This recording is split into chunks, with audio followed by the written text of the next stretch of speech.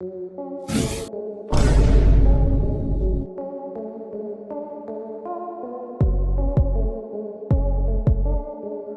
grew up in a small town, just north of LA. Not much would ever go on in it, not unless you wanted to talk to Old Man Frank, who had moved a couple of years previously. He was a former vet from the Marines, and after Nam, he served 25 years as a police officer, first in our police department, and then the old California City Police Department. If you ever want to get a good story from him, I was told to bring in a bottle of good scotch, so that's what I did. The drive from Mojave to California City was a quiet one. Then, after driving for what seemed like an eternity, I made it to an old 2-story brick and mortar house. The bricks were chipped, the lawn overgrown, and the pavement leading up to the door was cracked with missing chunks of cement here and there. So there I went, with a box of Johnny Walker Blue. The price of this scotch, I'd better get a good story, I thought to myself. Never mind the cost of driving out here alone. I knocked on the door, and after waiting for what I guessed to be about 15 to 20 minutes or so, was face to face with Old Man Frank. "Evening, sir," I said, introducing myself. "I was told you're quite the storyteller, sir. I was hoping to interview you for a segment in our column." He held up his hand to silence me. "I ain't in the mood to tell no more stories," he said. "I was just fixing to turn in. You get to be my age, sleep is the only thing you can truly enjoy after living a day of doing absolutely nothing." "Sure, I understand, sir, but can I ask you to reconsider?" I reached for the bottle and held it out at eye level. I'm not an experienced drinker and could use some company while I broadened my taste. Old Man Frank looked at the bottle, and that was when I saw his blue eyes shimmer and a smile creep up on the sides of his weathered face, giving the appearance of a child being bribed with sweets. His attitude took a complete 180 as he hurried to the screen door, opened it, and then inviting me in, and then scrambled to the kitchen looking for a couple of clean glasses. I turned on my recorder and hid it safely inside my jacket pocket, and after pouring 2 generous helpings of scotch, sat down to face him with my glass and he with his. He toasted to me and we both drank deeply. It was on the 3rd cup he finally spoke up. "You know, you remind me of him." "Of who, sir?"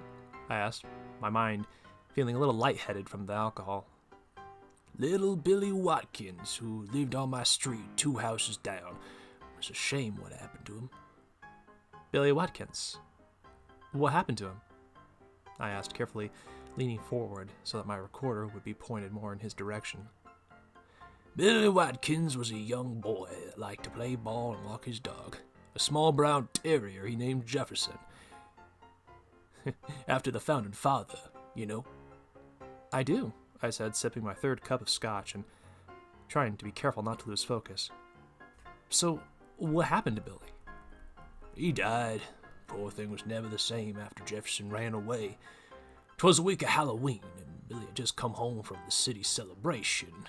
Used to have a carnival here, games, rides that were probably held together by duct tape, grease, and faith." He chuckled at his own joke, and I politely smiled to myself. "Why did Jefferson run away?" I asked. "Well, Jefferson was a young dog, and naturally fond of Billy from day one. He and his parents adopted him from the shelter. Poor dog did not like being home by itself for long hours at a time. Billy had school and was always got home before his parents, see, so the dog would bang and whine at the door to be let in, giving Billy kisses all over, till Billy would fall down and laugh him off. You know something, Billy even had a special whistle to call that pup when it was time to come home." He paused, and then whistled a series of 3 long whistles.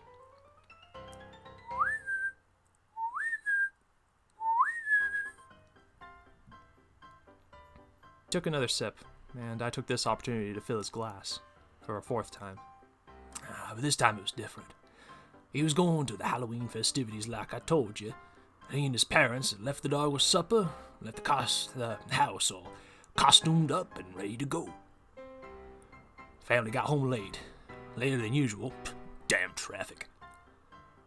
But when they arrived, they noticed a hole dug in the backyard and what appeared to be little Jefferson's collar left in the dirt.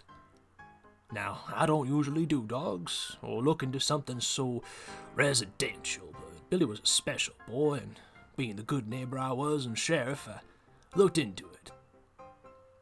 Did you end up finding Jefferson? Yes. Well, what happened? Was Billy okay? I mean, was Jefferson okay? I asked. Nah, he said solemnly as he took another swig.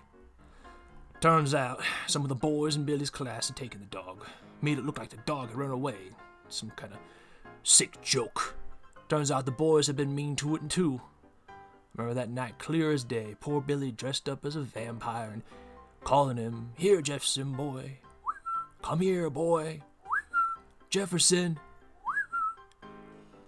It's all meant to be a prank, but pranks are not without their share of problems. One of the boys had aggravated that dog, and Jefferson bit him. Kid retaliated by hitting the dog in the head.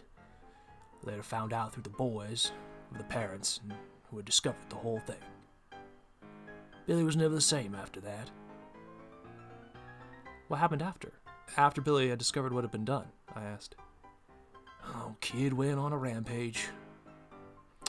Started out small, hunted down all the boys one by one, beat them something awful, so bad you could see bone. Looking at little Billy, you never know he would have been capable of such a thing. After that, Billy was interred at the psych ward in town, and you know how well those were handled back in the day. Didn't live to see his 18th birthday, poor thing. I still see him, you know. You still see Billy? As in you visit his gravesite? You lay flowers on it, or? Oh, no, son. I still see him. You still see Billy? Yes, sir. And if you listen closely enough, you can still hear his whistle. Hear him calling for his dear pup to this day. I left really soon after that and headed to my car. Good storyteller, sure, but I did not think that would have been a sad one. I waved goodbye as I left town and head straight for the interstate road, trying to come up with a creative way to spin this story to my boss and convince myself it had not been a waste of time and money. I don't know if it was the scotch or the night air or what have you, but I couldn't shake the feeling that somehow the story was true. I mean, well, to the point about the ghost part, that is. I mean, how could it not be? I was nearing the main road with all these thoughts on my mind when I distinctly heard it. A whistle. A soft, blown whistle, I could not see the person, and suddenly I ended up slamming on the brakes, nearly missing a small boy in the road. Hey, watch where you're going, kid! It's the middle of the night! The boy had sandy brown hair, bowl haircut, and blue eyes, and said to me in a very earnest, very quivering voice, "Excuse me, mister, have you seen my dog?" Hey there, kids, it's me, Count Cimitiere, and I just wanted to say thank you for watching my very first audio story here on YouTube. If you enjoyed the content, don't forget to hit the like button, and also subscribe for more content coming soon.